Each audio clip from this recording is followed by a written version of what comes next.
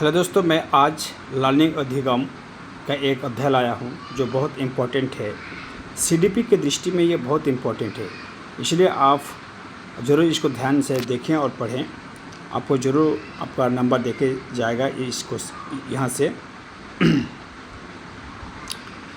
यहाँ पहला है लर्निंग। लर्निंग क्या होती है? लर्निंग मतलब अधिगम।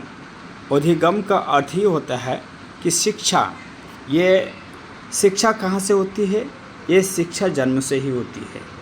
शिक्षा कहाँ से होती है? जन्म से ही होता है। ठीक है।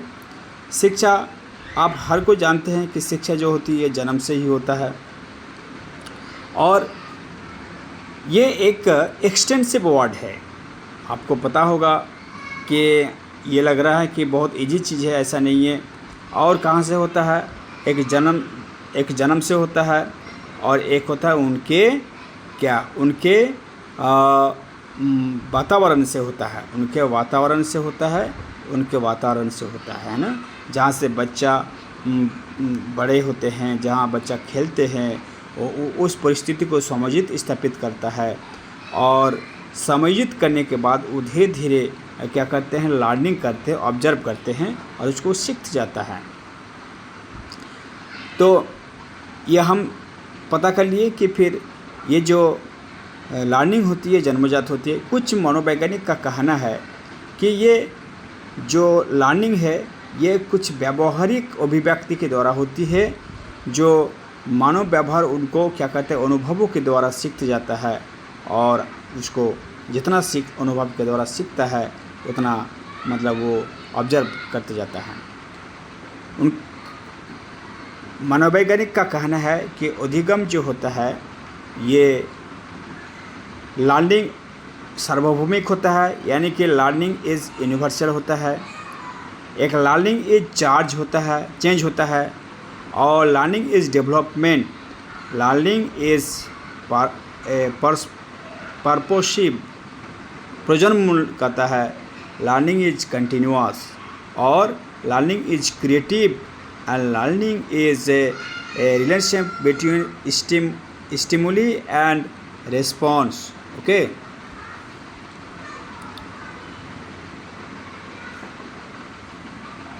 Learning is related with cognitive, affective and cognitive domain से। अधिगम संज्ञानात्मक, ज्ञानात्मक और क्रियात्मक संबंधित ये पक्ष है।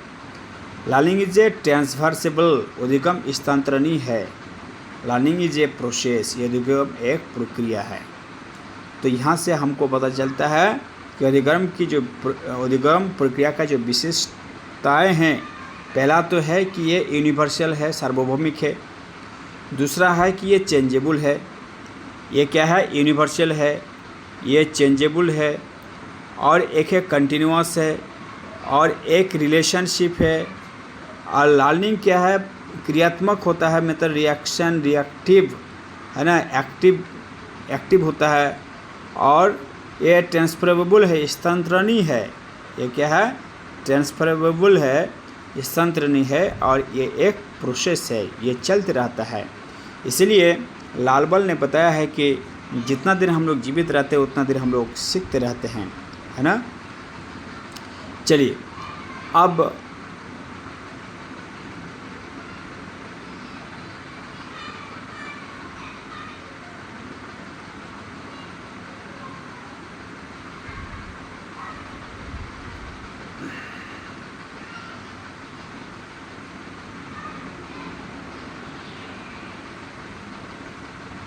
मिस्टेक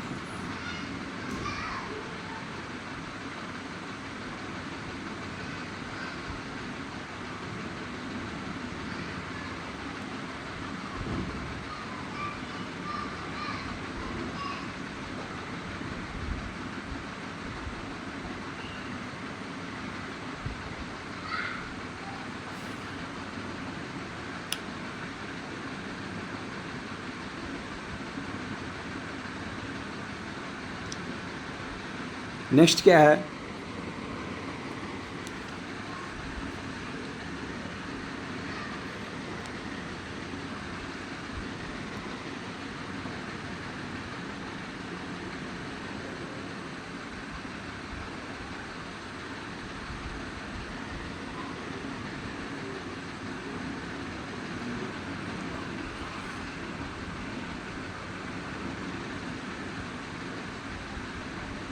चलिए नेक्स्ट हम पढ़ रहे थे नो लर्निंग को, और फिर क्लासिकल कंडीशन थ्योरी, शास्त्रीय अनुबंधन सिद्धांत। ये आपको बता दूं कि क्लासिक का जो सिद्धांत है ये पावलोव साहब ने किया था 1849 और ये किए थे और 36 तक, ये दैट इज़ 49 यानी कि 1849 से 36 तक उसने जीवित रहा था। और इस काम को उसने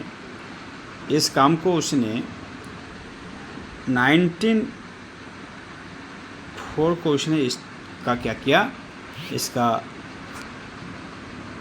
इसका एक प्रैक्टिकल किया। इसमें यह बताया कि अनुकूलित जो प्रत्यावर्ती सिद्धांत का प्रतिपादन आईवी पावलोव ने किया वह रूस का निवासी एवं प्रसिद्ध शरीर वैज्ञानिक था। उसे 1904 में मानव पाचन प्रक्रिया पर किए गए कार्य के लिए नोबेल पुरस्कार प्रदान किया गया। उसने 2 पुस्तकें, एक कंडीशनेड रिफ्लेक्स तथा लेक्चर ऑन कंडीशनेड रिफ्लेक्स प्रकाशित कराए। इस सिद्धांत को संबंध प्रत्यावर्तन, संबंध प्रतिक्रिया, अनुकूलित अनुक्रिया आदि नामों से जाना जाता है, किंतु पावलोव द्वारा किए गए कुत्ते पर प्रयोग के उदाहरण पर आधारित सिद्धांत को शास्त्रीय अनुकूलन सिद्धांत के नाम से जाना जाता है। बहुत इम्पोर्टेंट, इसको किस नाम से जाना जाता है? इसको शास्त्रीय नाम से, शास्त्रीय अनुकूलन सिद्धांत के नाम से जाना जाता है। ठीक है, जरूर इसको देखना है क्योंकि पूछ सकता है कि शास्त्रीय अनुकूलन सिद्धांत किस नाम से जाना जाता है। पावलोव का अनुकूलित प्रत्यावर्तन सिद्धांत ने पावलोव कंडीशनल रिफ्लेक्स थ्योरी क्या बता रहा है, देखिए। पावलोव का शास्त्रीय प्रयोग, पावलोव ने अपना प्रयोग एक प्रयोगशाला में एक कुत्ते पर किया। इस परीक्षण में एक कुत्ते को प्रतिदिन एक निश्चित समय पर भोजन किया जाता था। भोजन को देखकर कुत्ते की लार टपकने लगती थी। भोजन के प्रस्तुति एक स्वाभाविक उत्तेजक और इस उत्तेजक से लार का टपकना स्वाभाविक अनुक्रिया थी। पावलोव ने दूसरे समय में घंटी बजाई, जो एक स्वाभाविक उत्तेजक और इस उत्तेजना से कुत्ते का चौकन्ना होना, कान खड़ा करना आदि स्वाभाविक अनुक्रिया थी। इसके पश्चात पावलोव ने भोजन की प्रस्तुति और घंटी की आवाज़ एक साथ ही, अर्थात स्वाभाविक और अस्वाभाविक उत्तेजक एक साथ प्रस्तुत किया। ठीक है, जिसमें अनुक्रिया के रूप में कुत्ते ने लार टपकाई या दोनों उत्तेजकों की एक अनुक्रिया थी। यह क्रम पावलोव ने प्रयोगशाला में कई बार दोहराया, जिसके द्वारा भोजन और घंटी अथवा स्वाभाविक उत्तेजक और अस्वाभाविक उत्तेजक संबंध प्रत्यावर्तित अथवा अनुकूलित हो गए। अब तीसरे चरण में भी कुत्ते ने लार टपका दी। यह बात महत्वपूर्ण है कि भोजन रूपी उत्तेजक घंटी रूपी उत्तेजक में स्तनपन्न हो गई। यही स्तनपन अधिक गम है, जिसे पावलोव ने अनुकूलित प्रत्यावर्तन का नाम दिया। आज के मनोवैज्ञानिकों ने पावलोव के अनुकूल प्रत्यावर्तन को शास्त्रीय अनुकूलन की संज्ञा दी गई। ठीक है, बहुत बहुत इम्पोर्टेंट है। इसका मूल उद्देश्य क्या है, सुन लिया जाए। इसका मूल उद्देश्य है कि अगर एक कुत्ता को किसी जगह बांधा जाए और उसको एक राइट टाइम में क्या किया जाए, एक राइट टाइम में खाना दिया जाए, एक राइट टाइम में खाना दिया जाए। ठीक है, तो कुत्ता उस खाना को देखने से पहले क्या करेगा, खाना को देखने से पहले उसका मुंह से क्या आएगा, लार आएगा। उसके मुंह से क्या आएगा, लार आएगा। ओके, और ये कंटिन्यूअस अगर किया जाए, अगर ये खाना वाला चीज़ को अगर ये कंटिन्यूअस किया जाए, एक ही समय वो घंटी बजाया जाए, क्या किया जाए, घंटी बजाया जाए, तो कुत्ते उस समय को फॉलो करता है।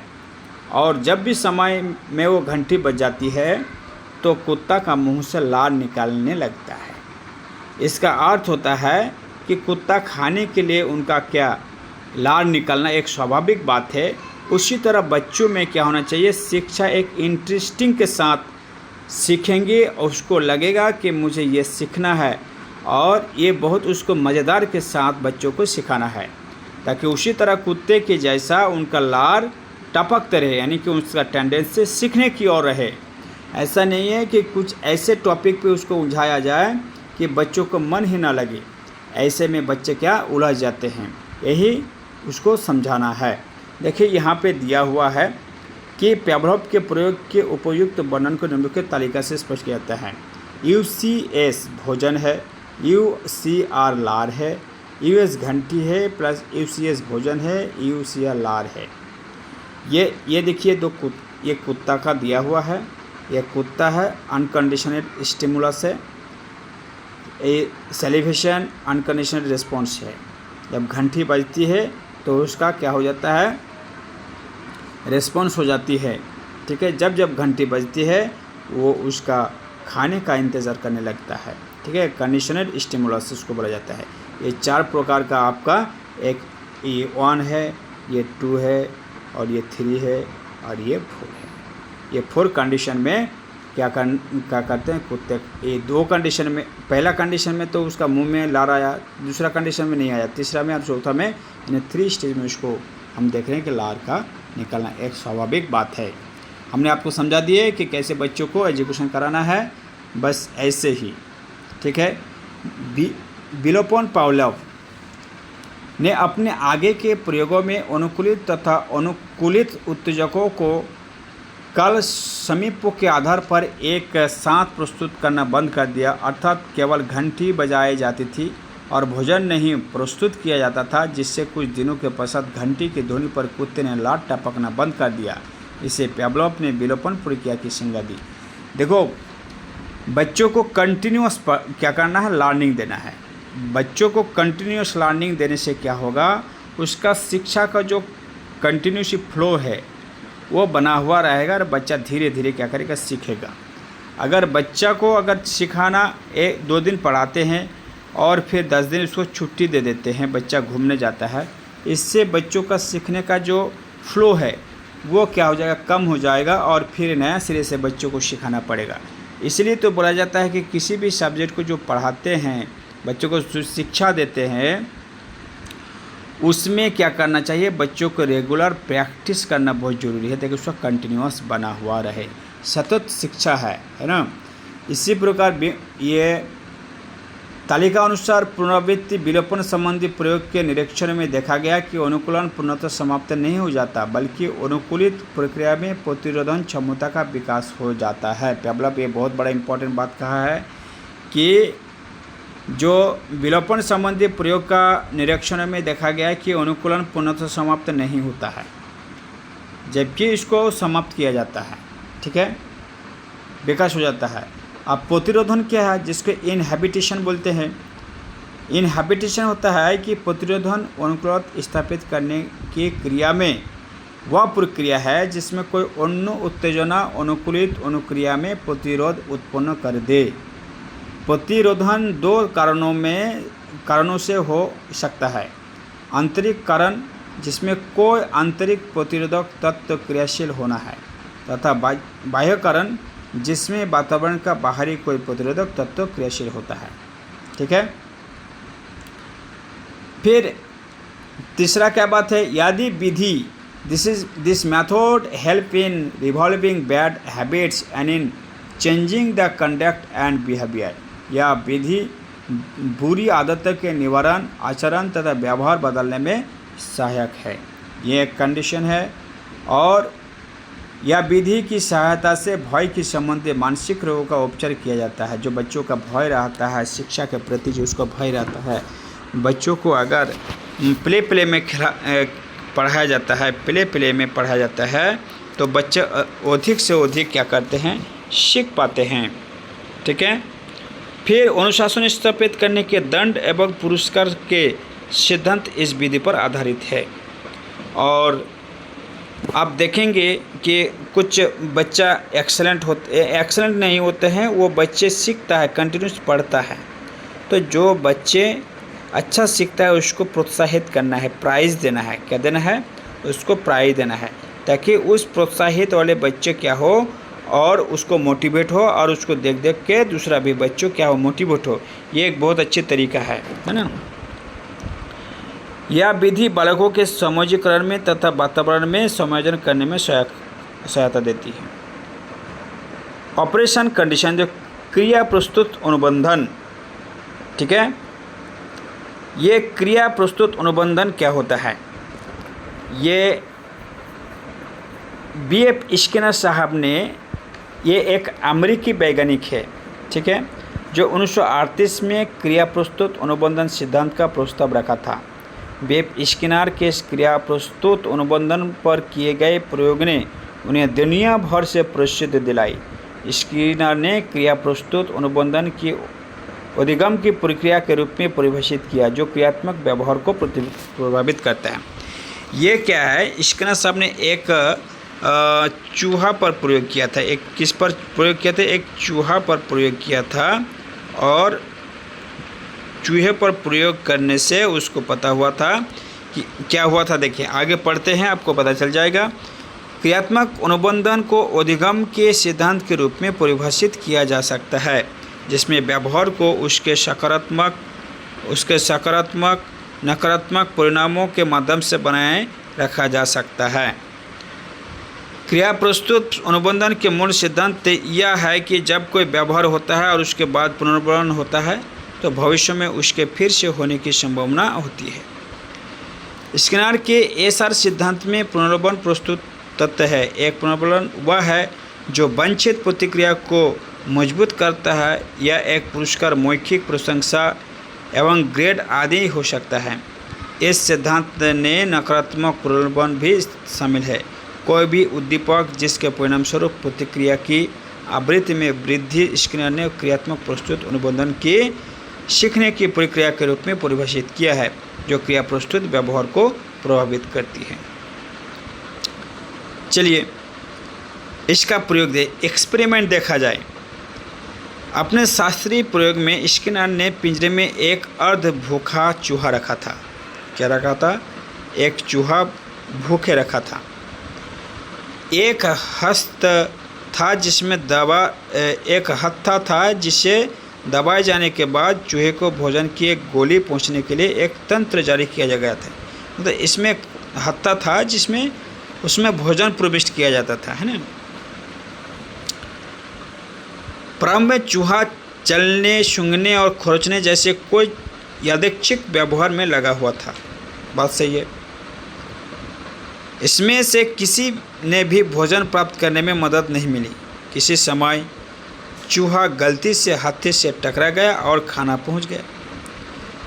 बेशक अर्थ भूखे चूहे के लिए यह एक बड़ा पुरस्कार था। स्किनर के अन्य प्रसिद्ध प्रयोग में एक कबूतर लाल गेंद को चोंच मारता है और भोजन प्राप्त करता है।